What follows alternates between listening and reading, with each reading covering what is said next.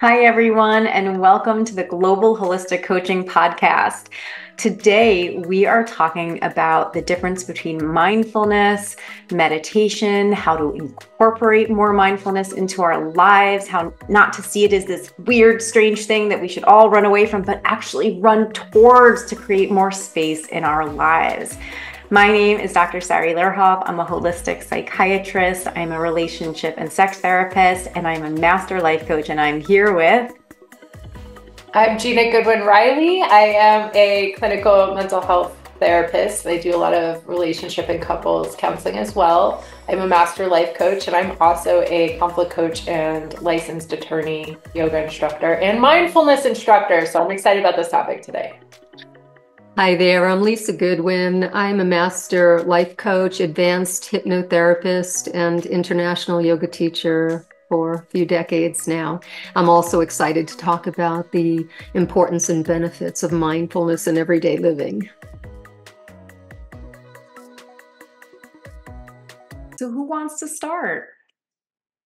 Well, we could talk about how this came up. We were just kind of talking about how lately it's been kind of in the air that people are asking specific questions about, we use this word mindfulness, we throw it around, but what does being mindful actually mean? And when we say meditation, what does meditation mean? So it is important to define these words, and especially in the West. I was just sharing with these lovely ladies about how one of my clients this week said, I have been practicing meditation. And I said, that sounds lovely. Like, tell me a little bit about your meditation practice. And he said, I make sure to sit down and think about everything that's going on and make a list of everything I have to do that day. And I said, okay, well, this is interesting because that's not how I was defining meditation. When we were talking about what would be useful for him and his anxiety, I was defining meditation as the absence of thoughts. So trying to get away from that to-do list. But we do commonly in this culture say, I'll meditate on it, meaning like, I'll think about it. I'll have a good think, right? And so we can see the confusion. And then I went, oh, okay. So this is one of those areas where it's really important to be intentional with our words and how we define it. So I'd love to hear from you guys and then circle back to kind of my response to him of how I defined meditation and mindfulness. I'll give like the definition response, because when I describe it to clients, right, I'll say something like meditation is more formal, right, and typically requires a dedicated time, a quiet space, where mindfulness could be a little bit more flexible because it can actually be practiced throughout the day and it doesn't require any specific setup. Mindfulness might even be more about just weaving awareness into your daily routine with what you do. For instance, earlier, I decided to be a little bit mindful. I was outside, I was working on my computer, and then I got up and I walked to another chair away from my computer and my phone. And I sat down and I put my bare feet in the grass and I was just staring at the trees and breathing, just being in the moment. And for me, that was just a mindful moment that felt really good. And I just needed to take that break from my work. That's I just. think I love that. And I think meditation is also a way that we can master the mind. The way I've heard it worded in the past is you have two choices. Either you master the mind or the mind masters you. And what does that mean is, when we have thoughts and then one thought leads to the other and the next thing, we spiral out without having the awareness how to bring it back in. And meditation, I believe, is a bridge to mindful living. And when we practice mindfulness during the day, it's actually a practice of presence, rather than always living our lives in the future or in the past. When we're practicing mindfulness, it helps us to be here and now. And, as in yogic philosophy, I had a teacher once say that, people think of advanced yoga like putting a leg around their head or something like that. He said, actually, you could be washing the dishes and feeling the suds and the warm water on your hands and being present washing the dish. He said, that would actually be advanced yoga. And I loved that, because that ties into our topic today of mindfulness is learning how to be present. And, studies have found too that when we are focused and when we are present, we actually get more done rather than trying to multitask. I heard, and I'm curious what you guys think. I heard once that meditation is something you do and mindfulness is something you are. That meditation helps cultivate focus and awareness, but mindfulness is the application of that awareness in everyday actions. Like, agree, disagree? I kind of talk about it as like I say we're training to be life ninjas, and so meditation is going to be one of those exercises that we're doing to be a life ninja, to be present, because a lot of times our anxiety and what we're worried about and what we're going on about isn't actually about what's happening now, and to talk about that bridge to the present Yeah. versus being in the past or being in the future, right? We're never really, very rare, if you start to pay attention, you start to be mindful about where you are in the moment, Yeah. you're not really anxious or worried about what's happening now. You're worried about this thing that's going to happen, like when I have that interview with the boss, when I have to go get my MRI, when I have to go to the doctor's office, when I have to, drop my kid off at college, but it's not happening now. And so a lot of times we're missing our life in the middle if we're living in the future or we're ruminating in the past, which was very much linked to our topic last week about letting go. And so this is a perfect conversation to have about the practice of letting go, because and I love that meme about the car in the rearview mirror, and you see and it says, like, if you're looking in the rearview mirror too much, or you're not paying attention to the road, you're going to get in an accident, right? But if you never check the rearview mirror, you're also going to get in an accident. So mindfulness is learning that sweet spot for you too.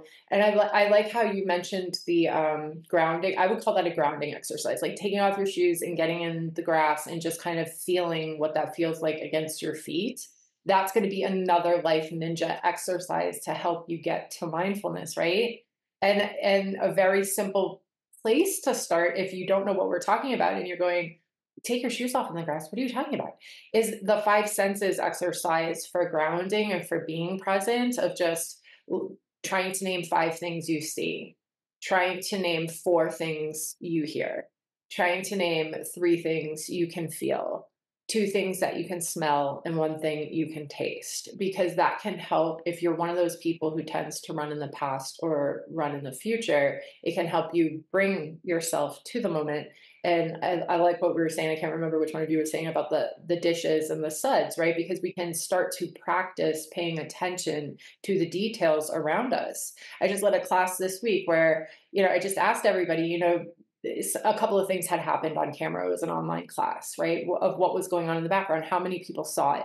How many people were here with us in this moment? How many people caught the fact that, a cat just ran by, or that somebody was painting their nails the color red, or were you somewhere else and not really present? Are you somewhere else right now listening to this podcast? Are you present? So these are some of the tools I think that can help you get to mindfulness. And mindfulness is really important to living a holistic life where we're not living a life of fear and a life of anxiety and a life of dread and all of these things we need to learn to let go of. Sari, what you were asking about, meditation being a doing leading to a being. And I feel that meditation is both. I think it is a practice of doing that leads you to letting go of the doing and to actually just experience the being. And another very easy practice of mindfulness would be to, again, something simple, focus on the breath. At any time of day, if you just take a couple of seconds, I'm not even saying minutes, I'm just saying seconds, and notice your breathing. And if you can just slow it down and have a quality breath, inhale, feel the belly expand, exhale, feel the belly deflate. One or two breaths, a few times a day, it pulls you out of wherever you're at or whatever you're doing into the moment. And the mindfulness practice, and why it's so important, and why we even started with this topic, is because of our society right now. We are being bombarded with information. We're in overload between, the news, the computers, the cell phones. And, there was a time, and I lived it when I was a child, where there were certain times that you worked, certain times you went to school, and then things shut down at night. It wasn't ongoing 24/7. We're getting text messages, emails 24/7. So when we have an intentional mindfulness practice of, as Gina was saying about, checking in with the senses, and Sari with putting your feet in the grass, all that's doing is giving you a little bit of space. That little bit of space has a rippling effect in every area of your life. When you practice mindfulness and you take time to just be, you actually organically come to a place of response rather than reaction. We could probably agree that we're in a pretty overreactive society right now. And how do we help? How do we contribute?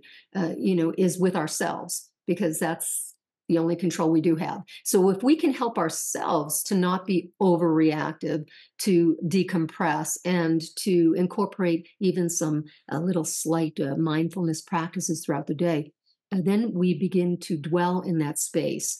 And it's not only a gift we give ourselves, but it's a gift we give everyone around us. And I think it's, so great to remind everybody that, it's not a one size fits all, like, especially when we're talking about meditation and how there's so many different kinds. There's guided meditations, there's exercises, they have so many apps. We have free meditations on our YouTube channel, Global Holistic Coaching, and you can find a style that works for you, right? Even probably the three of us have different areas or ways that we like to dive into meditation. And I also find different times and places. When I go on vacation, for instance, my meditation choice might be different for than when I'm at home. And just loving what you guys both said about creating space, that we're doing this thing that maybe in the moment we don't see the effects when we're sitting down. I mean, who wants to put their phone off, sit down, and just focus on their breathing and their thoughts, right? But the goal is to do it so that we have an easier time for the rest of the day, so we have more space. Because if you think of like a practical example, you're sitting at your desk, you're suddenly overwhelmed. Maybe you got an email or you got a work assignment, just something, there's too many tasks and too many emails. A mindful approach to the situation might be to pause, to take a deep breath and bring your full attention to yourself and what you're doing in the moment. Or maybe it's taking that time to pay attention to just your breath for a few moments. That will be easier because maybe you've already been practicing meditation. You've been practicing that breath work, or that, focusing on your thoughts and bringing it back to whatever exercise you're doing for your meditation. That's what we're saying here, right? It's just so much easier to be mindful when you have a meditation practice already going. Totally. And I'm thinking this answer, the question, like, why meditate? Why is this important? I think that we're touching on a lot of these topics. And I like, Sarah, that you were just saying that, hey, if you listen to a guided meditation on our channel and it's not your thing, don't throw the baby out with the bathwater. There's a lot of pathways to get to mindfulness. But the reason why we talk about this and why it's so important is because that part of self-awareness, when we use this term self-awareness, we're not just talking about understanding all of the experiences that have happened in our life and how they have impacted us in real time and our triggers and all of these things. We're also talking about somatic work, right, in the body, and teaching people to understand what they're feeling in real time, or even pay attention to what they're feeling in real time. As a culture, we've lost the ability to articulate our feelings and even catch our feelings in real time. Because what happens if you are thinking about that thing that's happening in 3 weeks and your stomach is hurting and you're having heart palpitations, or you're feeling something but you're not even noticing it because your head is running this whole story, right? You're going to miss some cues that the body are giving you. So self-awareness is also achievable through a mindfulness practice. So when we talk about meditation is going to help you get to mindfulness, and mindfulness is going to help you get to self-awareness, and self-awareness is going to improve your quality of life, your relationships, your understanding of who you are, of your body, and being able to identify emotions in real time. So it's all beautiful and interconnected when we look at it that way. Yeah, I love this. And, I also want to, just drop our interpretations and how we comprehend these different words. And a lot of times we can be turned off by the word meditation. I can't tell you how many people over the years, I can't meditate, and I'll be like, well, what does that word mean to you? What is it saying to you? I've learned over the years, know your audience, depends on who I'm speaking to. I might not use the word meditation, or even mindfulness. I might talk about presence. I might talk about one pointedness, as far as being even more productive in business. But we know that we can enjoy what we're doing more if we can be present and do one thing well at a time. And so I think that if you're intimidated by the word meditation, maybe you would consider breath work, or maybe you would consider Trainings. practicing, yeah, being in the moment, But one other thing briefly I'd just like to say is a lot of times people ask me what's the difference between meditation and hypnosis or self-hypnosis. And self-hypnosis is we actually do use a state of being calm and a state of being relaxed where the door to the subconscious mind is open. However, the difference is with like a more guided meditation, we're actually imprinting on the subconscious mind, where that would be more self-hypnosis, where we can use it for positive change, goal setting, weight loss, whatever. But meditation, we want to use it more like a human garbage disposal, to let go, to empty, where we're not trying to imprint something like a goal or a change, but we're again practicing just being, not so much the doing. And I think that's an important difference. And a lot of times self-hypnosis can lead to meditation, especially with the mind being addicted to stimulation. Sometimes we need to gradually kind of wean off to come into that place of stillness. I love that. And we all deserve moments of peace. We all could use a little bit more calm and maybe even clarity.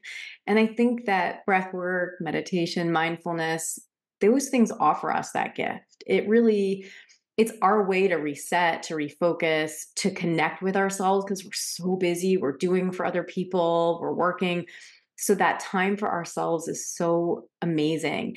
And if we have the ability to handle stress with ease, and doing these things, practicing mindfulness allows us to have an easier time staying present, handling difficult work assignments, or even just being with our loved ones day to day, then to me, it's completely worth it to set that time aside, right? It gives us more time rather than taking away. So I think it's a great tool for anyone who wants a richer, more fulfilling life. I really do.